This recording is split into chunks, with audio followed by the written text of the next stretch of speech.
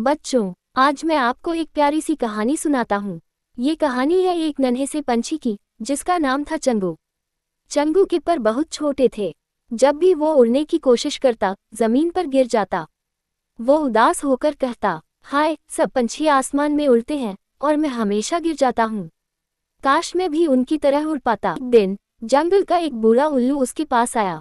उल्लू ने कहा, चंगू बेटा, हिम्मत करने वाले कभी हारते नहीं। अल्लाह से दुआ करो और रोज कोशिश करते रहो। एक दिन तुम भी ऊंचा उड़ोगे। चंगू ने ये बात दिल में बिठा ली। रात को उसने आसमान की तरफ देखा और दुआ की, ऐ अल्लाह, मुझे ताकत दे ताकि मैं भी सबकी तरह उड़ सकूं।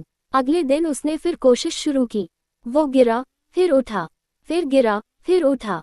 हर दिन बार बार कोशिश करता रहा और एक दिन अचानक उसके पर मजबूत होने लगे।